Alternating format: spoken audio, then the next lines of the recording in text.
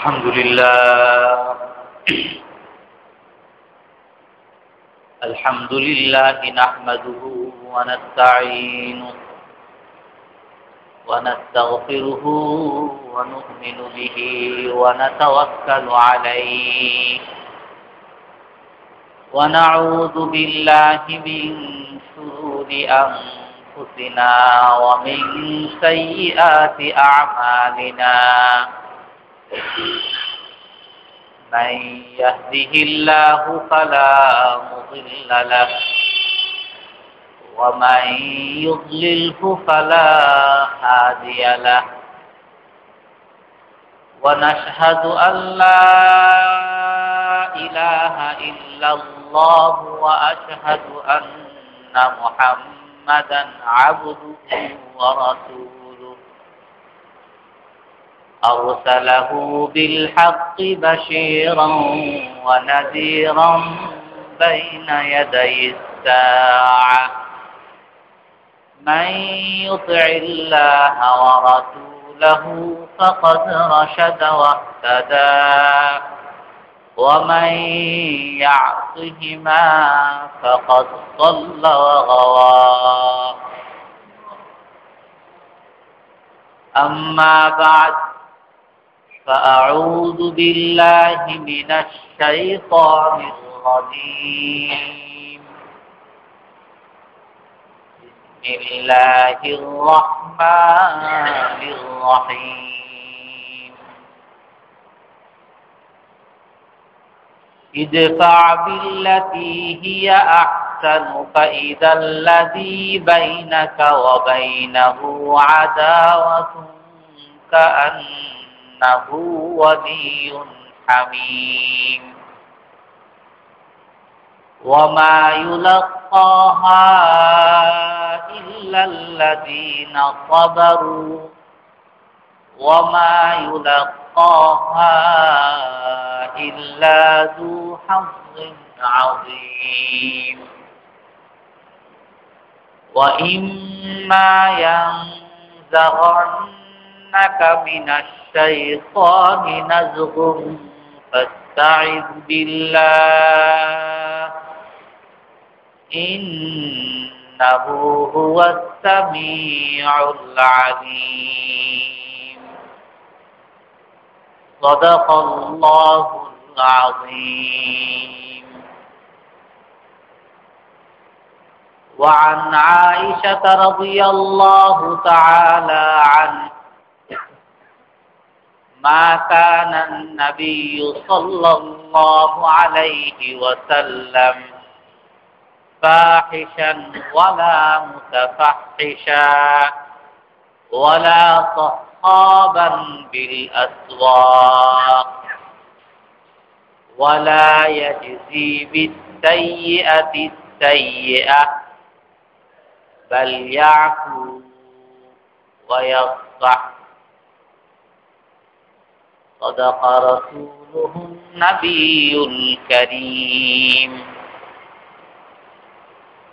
সম্মানিত মুসল্লিয়ান কিরাম, আমরা রাসূল সাল্লাল্লাহু আলাইহি ওয়াসাল্লামের আচরণ নিয়ে আলোচনা করতেছিলাম। রাসূলের ব্যক্তিগত আচরণ সম্পর্কে কিছু আলোচনা হয়েছে। আজ সামাজিক আচরণ সম্পর্কে আলোচনা হবে। আল্লাহ তাআলা কোরআনের মধ্যে বলেন, ফাবিমা রাহমাতিন মিনাল্লাহি লিনতা লাহুম, যে হে নবী, আপনার রবের দয়ায়, আপনার প্রভুর দয়ায় আপনি নম্র হয়েছেন। আপনাকে আল্লাহ তাআলা নরম করে বানিয়েছেন, শক্ত না, কঠিন না। আল্লাহর দয়ায় আপনি নম্র হয়েছেন। কারণ ওয়ালাউ কুনতা ফাযযান গালিযাল কলবি লানফাদ্দু মিন হাওলি, কারণ আপনি যদি শক্ত হতেন, কঠিন হতেন, রূঢ় ভাষা ভাষী হতেন, কঠিন ভাষায় কথা বলতেন, তাহলে আপনার সাহাবীরা আপনার চারপাশ থেকে সবাই দূরে সরে যেত। আপনার সহযোগিতার জন্য, আপনার কথা মানার জন্য আপনার আশেপাশে কেউ থাকতো না, সবাই দূরে চলে যেত। এক হাদিসের মধ্যে হুজুর সাল্লাল্লাহু আলাইহি সাল্লাম বলেন,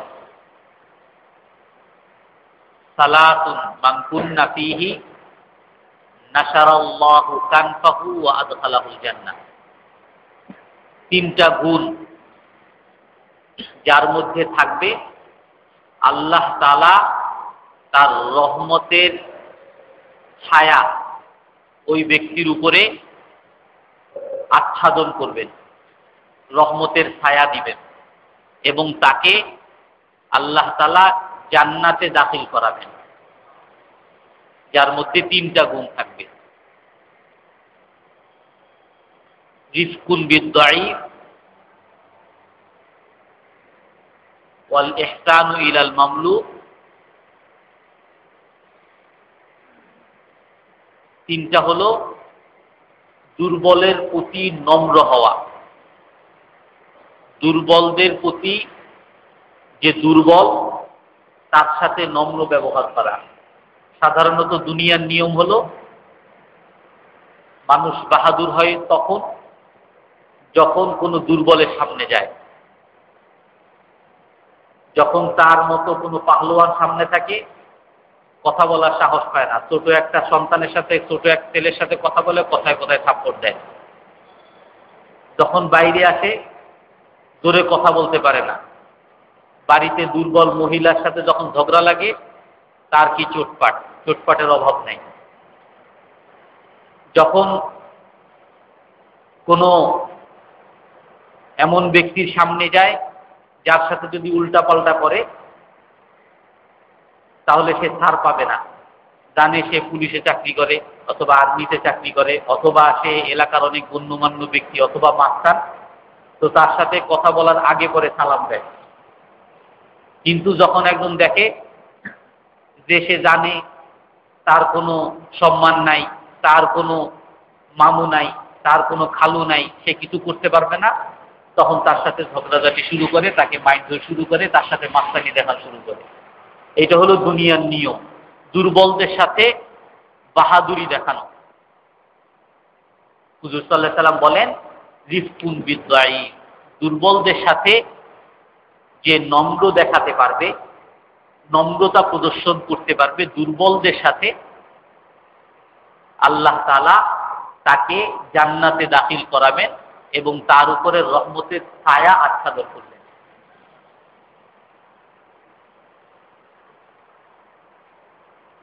আর দুইটা হলো, যদি আমার প্রসঙ্গ না, ওয়াল ইহসানু ইলাল মামলুক, চাকর বাকরদের প্রতি দয়া করা এবং অন্যদেরকে মাফ করে দেওয়া। তো হুজুর সাল্লাল্লাহু আলাইহি সাল্লাম নম্র ছিলেন। হযরত আয়েশা রাদিয়াল্লাহু তাআলা আনহা থেকে বর্ণিত এক হাদিস আছে,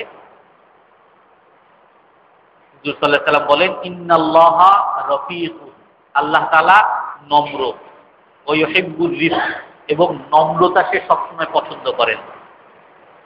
আল্লাহ তাআলা নম্র, আল্লাহ তাআলা নম্রতা প্রদর্শন করেন এবং আল্লাহ তাআলা নম্রতাকে পছন্দ করেন। ওয়া ইউতি ফির রিফকি মা লা ইউতি আলাল উনফ, আর নম্রতার দ্বারা আল্লাহ তাআলা এমন এমন জিনিস দান করেন কঠোরতার দ্বারা যেগুলো সম্ভব হয় না। আপনি আপনার একটা স্বার্থ, কোনো অফিসে আপনার স্বার্থ আছে, ফাইল আটকে আছে, তো সেখানে গিয়ে যদি আপনি সাবধান আর নম্র ব্যবহার করেন তো সহজে যত তাড়াতাড়ি আপনার ফাইলটা আসবে, সেখানে গিয়ে যদি আপনি অমুকের পরিচয় দেন, অমুকের পরিচয় দেন যে অমুক আমার মামা, অমুক আমার খালু, তো ফাইলটা আরো দেরি হয়ে যায়। নম্রতার দ্বারা আল্লাহ তাআলা এমন জিনিস দান করেন কঠোরতার দ্বারা যেগুলো দান করেন না। তো আল্লাহ তাআলা হুজুর সাল্লাল্লাহু আলাইহি সাল্লামকে বলেন যে আপনার রবের দয়ায় আল্লাহ তাআলা আপনাকে নম্র বানিয়েছে। কারণ আপনি যদি কঠোর হতেন, আপনি যদি নম্র না হতেন, কঠোর হতেন, তাহলে আপনার সঙ্গীরা সবাই আপনার আশপাশ থেকে চলে যেত। একবার এক সাহাবী হুজুর সাল্লাল্লাহু আলাইহি ওয়াসাল্লামের কাছে আসে যে, হে আল্লাহর রাসূল, আপনি তো বলেন আমাদের চাকর বাকরদের সাথে ভালো ব্যবহার করতে, তাদের সাথে আমরা ভালো ব্যবহার কিভাবে করব? তাকে আমি চাকর হিসাবে নিয়োগ দিছি, তার একটা দায়িত্ব আছে, কিন্তু সে দায়িত্ব সে পালন করে না, সে উল্টা পাল্টা করে। তো তার সাথে আমি কঠোর না হয়ে তো আর পারি না। তো আল্লাহ রাসূল বলেন যে তাকে মাফ করো, সে ভুল করবে, তাকে মাফ করো। তখন সেই সাহাবী বলেন, কাম আফু আনিল খাদেম, আমি কয়বার মাফ করব? ঠিক আছে, মাফ করলাম। কয়বার তাকে মাফ করব? চাকর উল্টা পাল্টা করতেছে, আপনি বলতেছেন তাকে মাফ করে দিতে, কয়বার মাফ করব? হুজুর সাল্লাল্লাহু আলাইহি ওয়াসাল্লাম বলেন কি, উফু ফিল ইয়াউমি ৭০ মাররা, তুমি তোমার চাকরকে প্রতিদিন ৭০ বার মাফ করো। ৭০ বার ভুল করবে, ৭০ বার তাকে মাফ করো।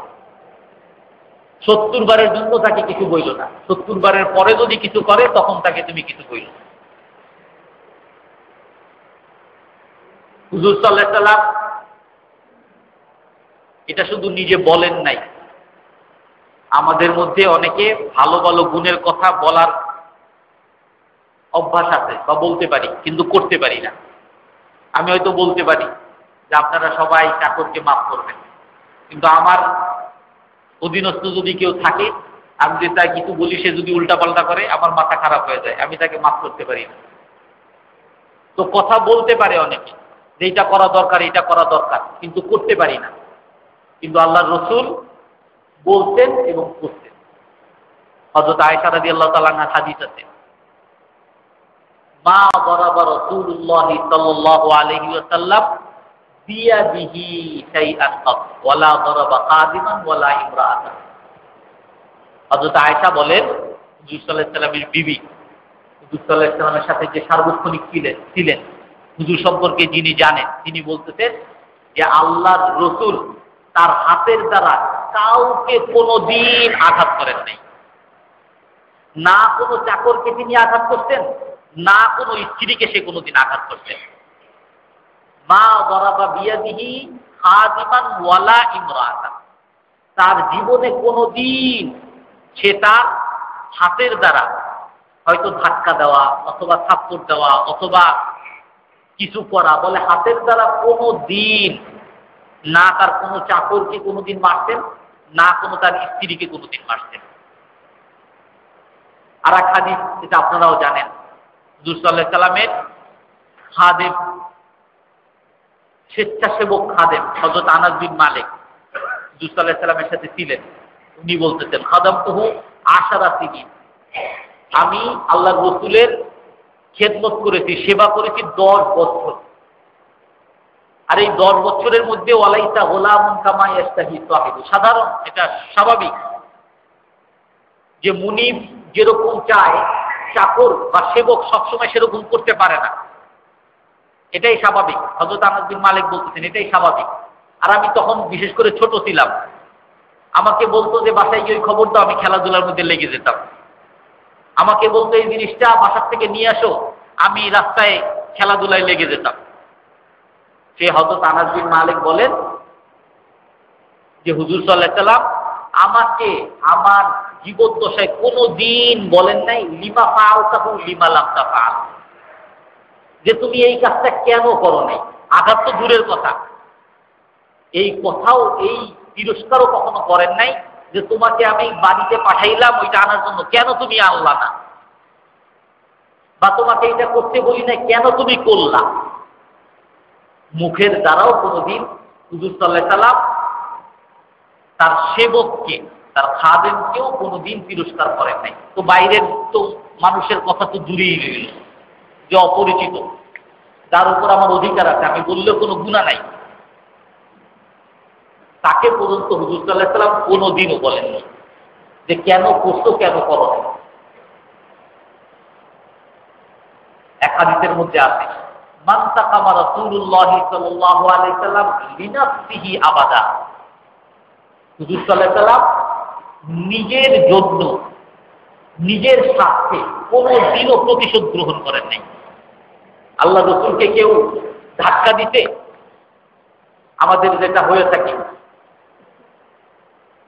একসময় দেখা যায় একজন বড় অফিসার গ্রামে এসে এক পাশের বাড়ির লোক তার জমি থেকে তারা বের করে দিচ্ছে।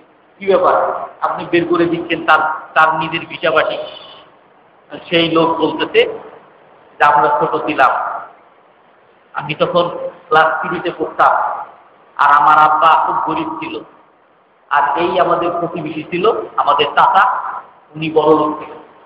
উনি সবসময় আইসা আমাদের বাসায় বিভিন্ন হামকি দুমকি করত, আমাকে একদিন মারছিল। আমি বলছিলাম, চাচা কেন এরকম করেন? এইগুলো আমাদের মারছিল। বলে সেই দিন থেকে আমি প্রতিজ্ঞা নিচ্ছি যে আমার এর প্রতিশোধ নিতেই হবে। সেই একেবারে ক্লাস 5-এ ক্লাস 3-তে পড়ে, 7-8 বছরের সন্তান, সেইখান থেকে তার প্রতিজ্ঞা এই প্রতিশোধ নিতেই হবে। আস্তে আস্তে বলে যে আমি এই জন্য পড়াশোনা করছি, এই জন্য আমি পুলিশে চাকরি করছি, আমার ওই ছোটবেলার প্রতিশোধ নিতেই হবে, পুলিশে চাকরি নিতি, আমি তারপরে এসপি হয়েছি, এখন আমি আসছি আর প্রতিশোধ নিতে। তার বাড়ির থেকে বাইর করে দিলাম, দেখি সে কি করতে পারে। এরকম সবার মধ্যে যদি কেউ আমরা নিজেরা খুঁজি, আমার নিজের মধ্যে একটা প্রতিশোধ স্পৃহা, যে আমাকে সে এরকম করলো, ঠিক আছে এখন তো আমার ক্ষমতা নাই, দেখায় দিব তাদের। আমার বসে আমার আজকে এটা করলো, ঠিক আছে দেখায় দিব তার আমি একসময়। আমার বাড়ির পাশে সেইটা করলো, ঠিক আছে দেখায় দিব, এখন তো আমি পারি না, দেখায় দিব। আমি যখন বিরোধী দলে আছি, আর সরকারি দলে আছে, আমার এরকম করতেছে, দেখায় দিব। সরকারিকে আমরা যাবো না, দেখায় দিব তখন। তো সবার মধ্যে প্রতিশোধ স্পৃহা।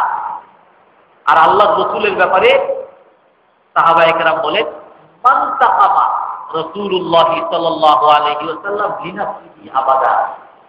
আল্লাহ রসুল নিজের জন্য, নিজের স্বার্থে কখনো প্রতিশোধ গ্রহণ করেন নাই। অথচ আল্লাহ রসুলের মতো অবহেলিত, নির্যাতিত আর কেউ ছিল না।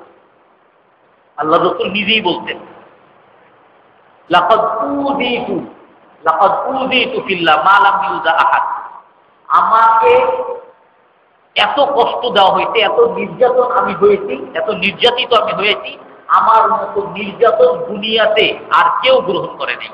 আল্লাহ রসুল নিজে বলেন, আমি এত অবহেলার শিকার হয়েছি, আমি এত নির্যাতিত হয়েছি, আমার মতো নির্যাতন এই পৃথিবীতে আর কেউ কোনোদিন গ্রহণ করে নাই। সেই আল্লাহ রসুল যে অবহেলার শিকার, নির্যাতনের শিকার, তার ব্যাপারে সাহাবায়ে কেরাম বলেন, তার সঙ্গীরা বলেন, মান তাকামা রাসূলুল্লাহ, কখনো প্রতিশোধ গ্রহণ করেন নাই। সাধারণত প্রতিশোধ স্পৃহা কার মধ্যে আসে? যারা অবহেলিত থাকে। যারা অবহেলিত থাকে তাদের মধ্যে প্রতিশোধ স্পৃহা আছে। আপনারা যদি ইতিহাস দেখেন, দেখবেন যেই সব দেশে বিদ্রোহ হয়েছে বা যেই সব গোষ্ঠীতে বিদ্রোহ হয়েছে, বিদ্রোহের মূল কারণে গিয়ে দেখবেন যে কোনো এক সময় তারা অবহেলিত হয়েছে। কোনো এক সময় বাংলাদেশ অবহেলিত হয়েছিল, এই জন্য তারা বিদ্রোহ ঘোষণা করছে, স্বাধীনতার জন্য আন্দোলন করছে। কোনো এক সময় কেউ অবহেলিত হয়েছে, সেটার জন্য সে বিদ্রোহ করছে। এটাই স্বাভাবিক। মানুষ যত অবহেলার শিকার হবে, তার মধ্যে প্রতিশোধী স্পৃহা তত বাড়বে, তত বেশি প্রতিশোধী স্পৃহা থাকবে। আর আল্লাহ রসুল ছিলেন এতিম, বাবা নাই মা নাই। তো বাবা মা না থাকলে, নিজের বাবা নিজের মা যদি না থাকে, যতই চাচার বাসায় বড় হোক, যতই চাচির বাসায় বড় হোক, তো বাবা মা যেরকম আদর করে চাচা চাচি সেরকম কি আদর করতে পারে আপনারা নিজেরাই বুঝছেন। বাবা মা তার পিছনে থাকে, এলাকার মানুষ বলে সে অমুকের সন্তান, তার সাথে কথাও বলে হিসাব নিকাশ করে। আর তার বাবা মা নাই, তার সাথে এলাকার মানুষও কিরকম করে কথা বলে, সেটাও আপনারা চিন্তা করে দেখেন। শুধু কি এতিম? আল্লাহ রসুল শুধু কি এতিম? কোরআনের মধ্যে আল্লাহ তাআলা বলেন, ওয়াজাদাকা দাল্লান ফাহাদা ওয়াজাদাকা আইলান ফাআগনা আলাম ইয়াজিদকা ইয়াতীমান ফাআওয়া। শুধু এতিম না, এতিম হইলেও হয়তো বড় লোক, দাপট আছে, টাকা পয়সার দাপটে অবহেলার শিকার হয় না। আল্লাহ রসুল শুধু এতিম না, আবার গরিব ইলান, অন্যের উপরে বোঝা। কিছুদিন তার দাদাই লালন পালন করতেছে। তার দাদা যখন মারা গেছে, এখন বলে তাকে কে নিবে, সব চাচারা এখন পরামর্শ শুরু করছে, তার এখন ভরণ পোষণ কে নিবে। হযরত আব্বাস, হযরত আবু তালেব সবাই মিলে পরামর্শ করে কে নিবে, এটা একটা বোঝা। হযরত আবু তালেব বলে ঠিক আছে, তার বোঝা আমি নিলাম। হুজুর সাল্লাল্লাহু আলাইহি ওয়াসাল্লাম গরিব ছিলেন, বোঝা ছিলেন। হুজুর সাল্লাল্লাহু আলাইহি ওয়াসাল্লাম দল্লান ফাহাদা, পথভ্রষ্ট ছিলেন। আল্লাহ তাআলা কোরআনের মধ্যে বলেন যে আপনার তো কোনো পথ ছিল না, পথভ্রষ্ট ছিলেন আপনি। জাহেলি যুগে বড় হইতেছে, শিক্ষা দীক্ষা নাই, কোনো শিক্ষা দীক্ষা নাই। ওইখানে যে পরিবেশ, সব পরিবেশের মধ্যে শুধু মারামারি আর কাটাকাটি, ওই পরিবেশের মধ্যে শুধু গান বাজনা, ওই পরিবেশের মধ্যে শুধু ফুর্তি, ওই পরিবেশের মধ্যে শুধু অবহেলা, মারামারি, কাটাকাটি। এই কোনো পড়াশোনা নাই, কোনো শিক্ষা নাই, কোনো দীক্ষা নাই, কিছুই নেই। আল্লাহ রসুল সেই পরিবেশে হইতেছে। আল্লাহ বলতেছেন ওয়াজাদাকা দাল্লান ফাহাদা। একবার আল্লাহ রসুলের একটু মন খারাপ হয়েছিল। একবার হুজুর সাল্লাল্লাহু আলাইহি ওয়াসাল্লামের কাছে ওহী আসার পরে বেশ কিছুদিন ওহী আসে নাই, অনেক মনে কষ্ট পাইতেছে, আল্লাহর উপরে একটু কষ্ট পাইতেছে। হায় আল্লাহ, আমার দোস্ত মানুষ, আর সে আমার কোনো খোঁজ দেয় না, আমার উপরে ওহী নাযিল করতেছে না। অনেক মনে মনে অনেক কষ্ট পাইতেছে। এই সূরা আল্লাহ তাআলা রসুলকে, তার হাবিবকে, তার প্রিয় বান্দাকে, তার প্রিয় মানুষকে সান্ত্বনা দেওয়ার জন্য এই সূরা নাযিল করছেন। ওয়াদুহা ওয়াল লাইলি ইযা সাজা মা ওয়াদ্দাআকা রাব্বুকা ওয়া মা ক্বালা। হে আল্লাহর রাসূল, আপনাকে আপনার রব ত্যাগ করে দেয় নাই। আপনি মনে করছেন যে আপনার রব আপনাকে ত্যাগ করে দিতে, ছেড়ে দিতে, আপনার কোনো খোঁজ খবর নিতেছে না। মা ওয়াদ্দাআকা রাব্বুকা ওয়া মা ক্বালা, আপনার রব আপনার উপর রাগও হয় নাই। ওয়ালাল আখিরাতু খায়রুল লাকা মিনাল উলা। আর দুনিয়াতে এত কষ্ট, সব জায়গায় আল্লাহ রাসূল মনে মনে ভাবতেছিলেন, হায় দুনিয়াতে এত নির্যাতন, এত কষ্ট, তারপর আবার তাও একটু আল্লাহর প্রতি ছিলাম, আল্লাহ আমার প্রতি একটু খোঁজ খবর দিতে, তখন আল্লাহ খোঁজ খবর নেয় না। আল্লাহ বলতেছেন, সান্ত্বনা দিতেছে, ওয়ালাল আখিরাতু খায়রুল লাকা মিনাল উলা। আখিরাত দুনিয়ার চেয়ে অনেক উত্তম। দুনিয়ায় সব আপনি শুধু নির্যাতনই পাইতেছেন, শুধু কষ্টই পাইতেছেন। আমার কাছ থেকেও কষ্ট পান, আমার বান্দাদের কাছ থেকেও কষ্ট পান, সবার কাছ থেকে শুধু কষ্ট পাইতেছেন। ওয়ালাল আখিরাতু, কিন্তু এই কষ্ট একটু সহ্য করেন। ওয়ালাল আখিরাতু খায়রুল লাকা মিনাল উলা। আলাম তারপরে কি, ওয়ালা সাওফা ইউতিকা রাব্বুকা ফাতারদা। আল্লাহ তাআলা আপনাকে এমন জিনিস দিবে যে আপনি খুশি হয়ে যাবেন। ওয়ালা সাওফা ইউতিকা রাব্বুকা ফাতারদা। আপনার কোনো চিন্তার দরকার নেই, আল্লাহ আপনাকে এমন জিনিস দিবে যে আপনি খুশি হয়ে যাবেন। কি দিবে আল্লাহ, যার দ্বারা খুশি হবেন? তারপরে আল্লাহ আরো সন্তুষ্ট দেয়। আল্লাহ ইয়াজিদুকা ইয়াতীমা। আল্লাহ কি আপনি শুধু মনে করতেছেন আল্লাহ আপনাকে ত্যাগ করছে, আল্লাহ আপনার উপর রাগ করছে? আল্লাহ ইয়াজিদুকা ইয়াতীমা, আপনাকে কি আল্লাহ ইয়েতিম পায় নাই? আপনি অসহায় ছিলেন, ফাআওয়া, আপনার আশ্রয় দিতে কে? আল্লাহই তো দিতে, ফাআওয়া, আল্লাহই দিতে। ওয়াজাদাকা আইলান ফাগনা, গরিব ছিলেন, আপনার কিচ্ছু ছিল না, অন্যের উপরে বোঝা ছিলেন, আল্লাহ আপনাকে বড় লোক বানাইছে। ওয়াজাদাকা দাল্লান ফাহাদা, আল্লাহ তাআলা আপনাকে পথভ্রষ্ট পাইছে, কোনো আপনার পথের দিশা ছিল না, আল্লাহ আপনাকে সঠিক রাস্তা দেখাইছে। এগুলো তো সব আপনার রবই আপনার উপর করছে। আরো এটা শুধু না, এতটুকু যে দিচ্ছি তাই না, আরো অনেক কিছু দিব, ফাতারদা, আপনি খুশি হয়ে যাবেন। সেটা কি? রাসূল সাল্লাল্লাহু আলাইহি ওয়াসাল্লাম একবার হযরত আয়েশা রাদিয়াল্লাহু তাআলা আনহার কোলের মধ্যে শুয়েছিলেন। তখন হযরত আয়েশা রাদিয়াল্লাহু তাআলা আনহা রাসূল সাল্লাল্লাহু আলাইহি ওয়াসাল্লামকে বলতেছেন, হে আল্লাহর রাসূল, আপনি একটু আমার জন্য দোয়া করেন।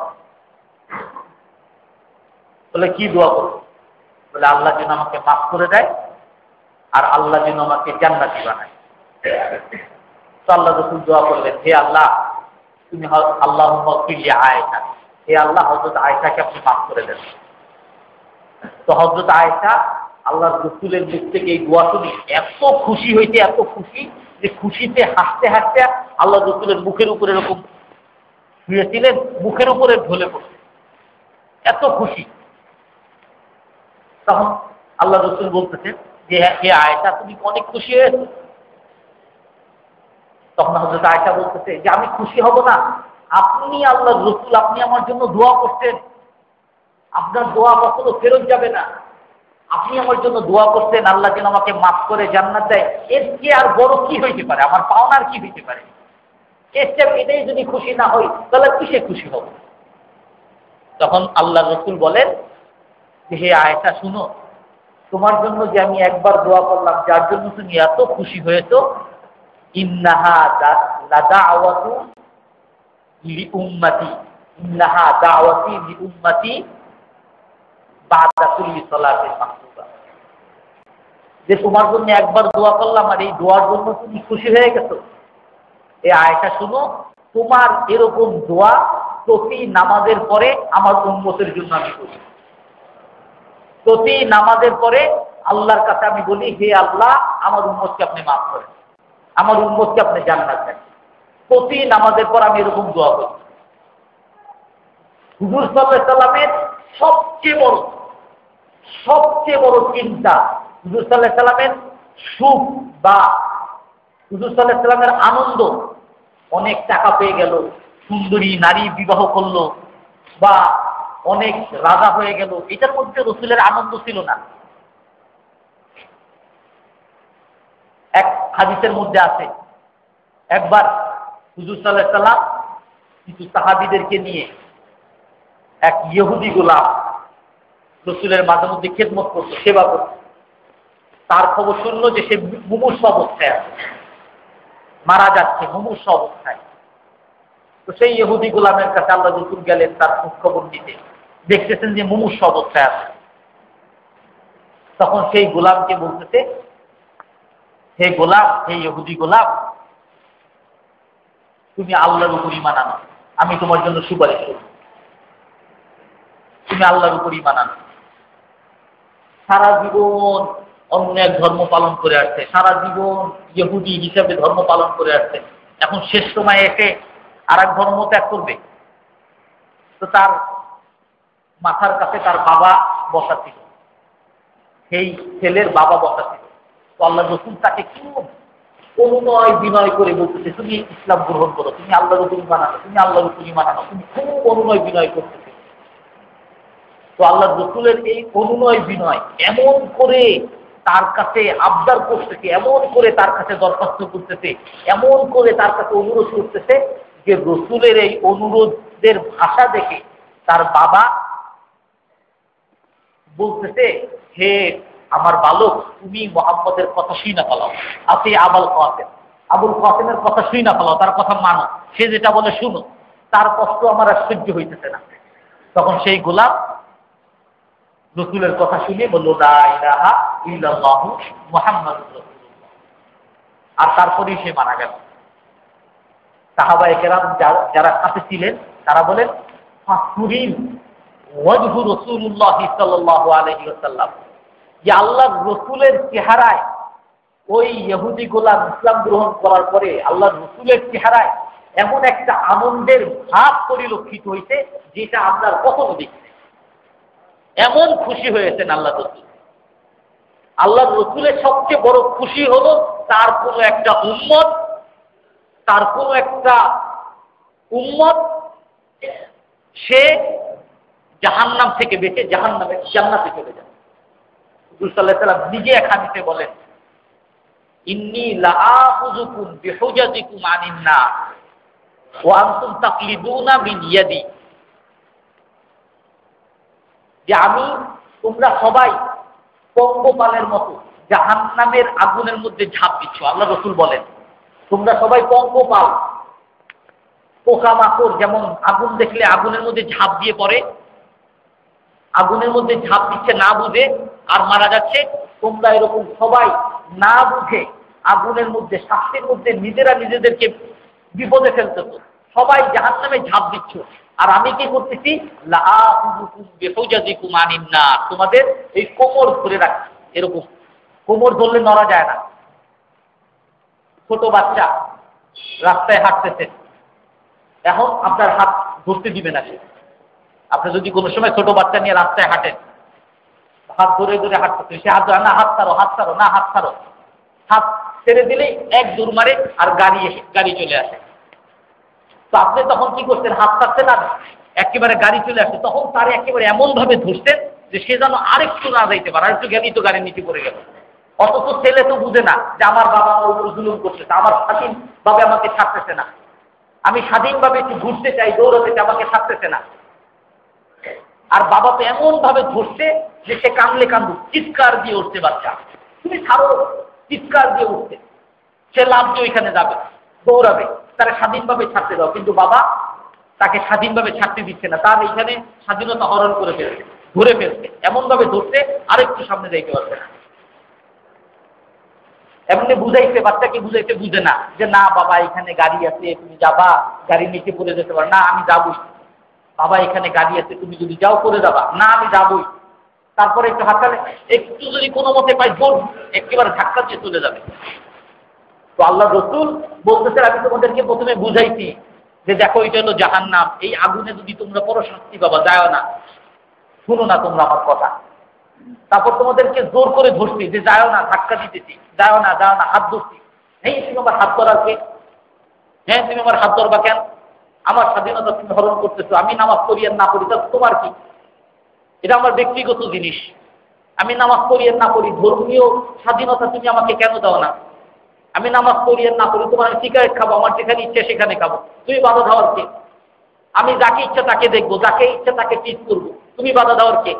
আমি আমার বাসার সামনে দাঁড়ায় যাকে ইচ্ছা তাকে দেখি, তুমি বাধা দেওয়ার কে? এতে এইসব তাবলিক বাদ দাও, আমার কাছে এইসব লাগবে না, এগুলো তোমার মসজিদে বসে তুমি করো।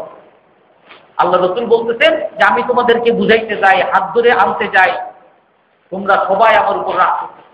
তারপর আমি দেখি যে না তোমরা তো চলেই যাচ্ছ, কোমর ধরে ফেলছি, এখন জোর করে তোমাকে নিয়ে এসছি, তোমার কোমর ধরে জোর করে এমন ভাবে ধরছি তুমি আর জাহান্নামে যাইতে পারছো না। ও ইন্নী লাআখুযুকুম বিহুজাতিকুম আনিন নার, আল্লাহ রসুল বলেন যে আমি তোমাদেরকে তোমাদের কোমর ধরে জাহান্নাম থেকে বাঁচাচ্ছি। আপনারা হয়তো এখন অনেক জায়গায় দেখবেন, বিভিন্ন জায়গায় এরকম আল্লাহ রসুলের তিরস্কারের অভাব নাই। রসুলের তিরস্কারের ব্যাপারে সব জায়গায় লেখালেখি পাবেন।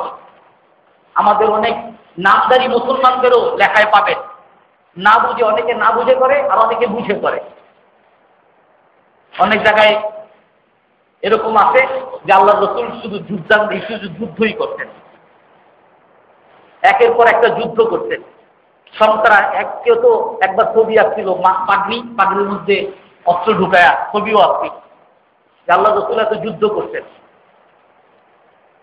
এত যুদ্ধ কেন করতেন? যুদ্ধ যদি এরকম 30-35টা যুদ্ধ নিজেই করতেন, এক জীবনে যদি 30-35টা যুদ্ধ করে তাহলে সে তো যুদ্ধান্তিহী, সে তো যুদ্ধই করে। আর যুদ্ধ যারা করে তারা তো ভালো মানুষ না। আমাদের বর্তমানে আমরা যেটা বুঝি, এইটাকে যদি আপনি এইভাবে চিন্তা না করে এইভাবে দেখেন যে আল্লাহ রসুল যে যুদ্ধগুলো করতেছে, তোমরা জাহান্নামে যাচ্ছ, হে হুনাইনবাসী যেখানে যুদ্ধ করতেছে, হে মক্কাবাসী তোমার কাছে আমি যুদ্ধ করতে আসছি, মক্কা বিজয় করতে আসছি, কেন?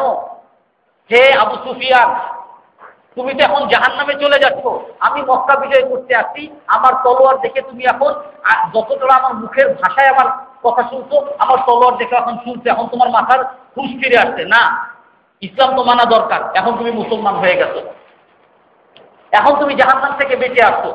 আমি তো তোমাকে জোরাজোরি করতেছি, তোমাকে মারামারি করতেছি, কেন? জাহান্নাম থেকে বাঁচানোর জন্য।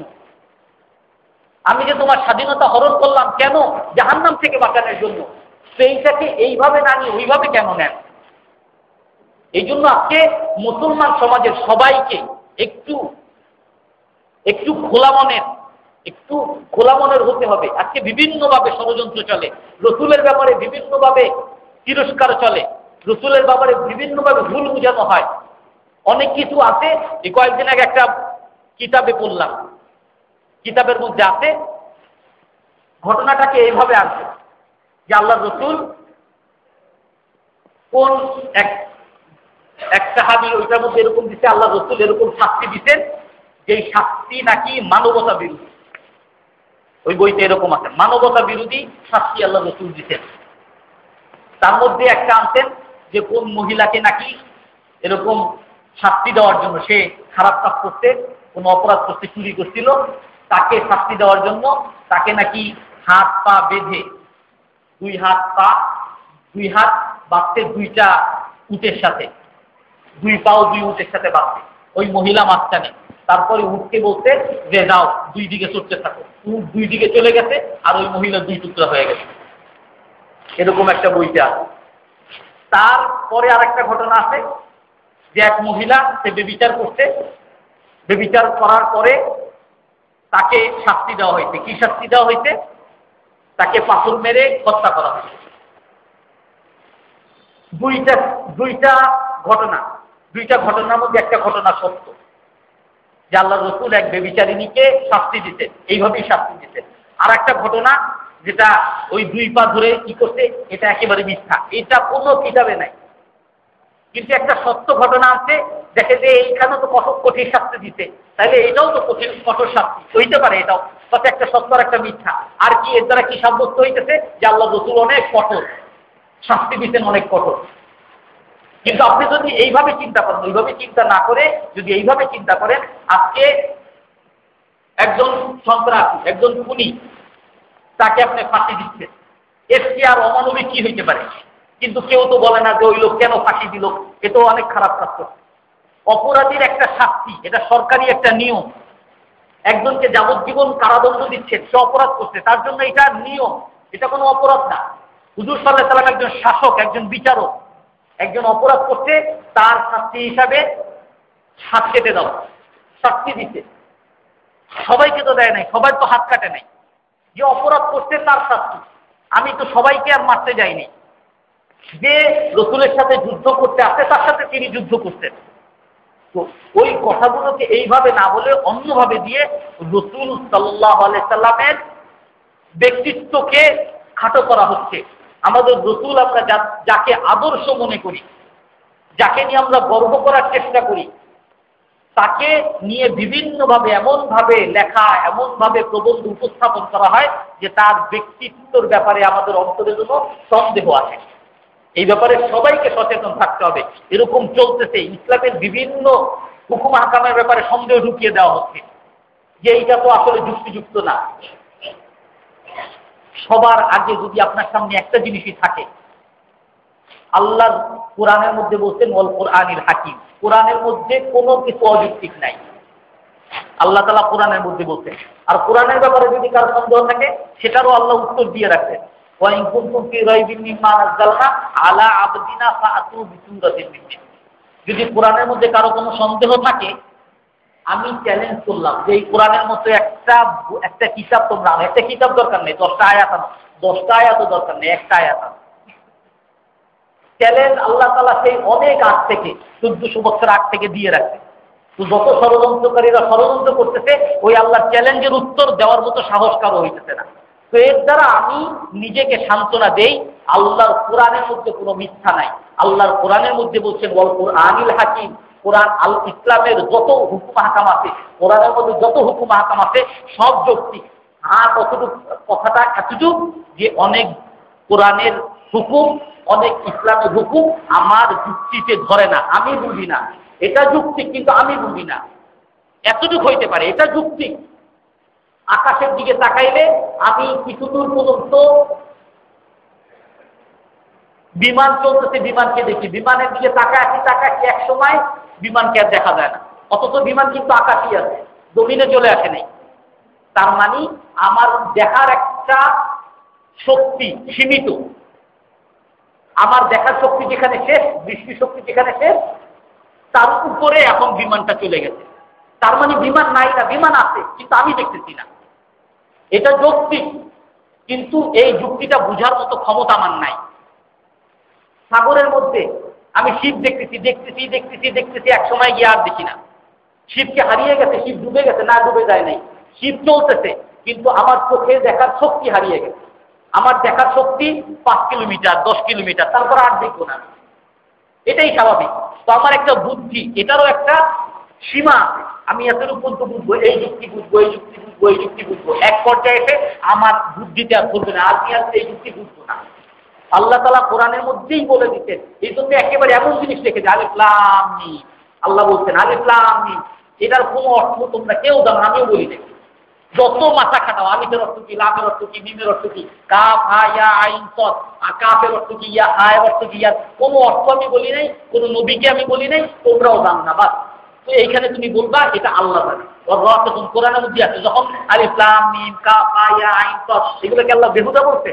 অনর্থক, অনর্থক না, অর্থ আছে এগুলা। কিন্তু তুমি এখানে এসে বলবা ওয়ারাসিখুনা ফিল ইলমি ইয়াকুলুনা আমান্না বি কুল্লু মিন ইনদি রাব্বিনা। আল্লাহ তাআলা বলে এই আয়াতে যখন আসবা আলিফ লাম মিম কাফ হা এগুলোর অর্থ কি আল্লাহ রাসূল তো বলেন না, এখানে এসে বলবা আমি জানি না, আমান্না বি, আমি আল্লাহর উপর ঈমান আনলাম, এইগুলোর একটা অর্থ আছে আল্লাহ জানে। তো ইসলামের অনেক হুকুম আছে, এটার যুক্তি আছে, আমি বুঝি না। কথাটা হলো এতটুকু। আল্লাহ তাআলা আমাদের সবাইকে ইসলামের, আমরা মুসলমান এইটা নিয়ে গর্ব করার তৌফিক দান করে, আমরা রাসূলের উম্মত এইটা নিয়ে গর্ব করার তৌফিক দান করে। যদি আমরা রাসূলের খাঁটি উম্মত হতে পারি, আমাদের আশা আছে কাল কিয়ামতের দিন কেউ হাউজে কাউসারের পানি পাবে না, কেউ কারো সুপারিশ করার ক্ষমতা থাকবে না, আল্লাহ রাসূলের একমাত্র সুপারিশ করার ক্ষমতা থাকবে। আমাকে বলবে এ আমার উম্মত, একে জান্নাতে দেন আল্লাহ তাআলা, আমাকে আল্লাহ তাআলা জান্নাতে দিয়ে দিবেন। এই জন্য কমপক্ষে আমার মনকে এতটুকু আমি ফ্রেশ রাখি, আল্লাহ রসুল আমার রসুল, আল্লাহ রসুলের আদর্শ আমার সবচেয়ে বড় আদর্শ। দুনিয়াতে যত আদর্শ এগুলো সব নীতিহীন আদর্শ। এতটুকু আমার অন্তরকে বিশ্বাস করাই, আমি আমল করতে আর না পারি আর না পারি। আল্লাহ তাআলা আমাদের সবাইকে বুঝার তৌফিক দান করে। যারা সুন্নাত করে নেয় সুন্নাত করে নিচ্ছে।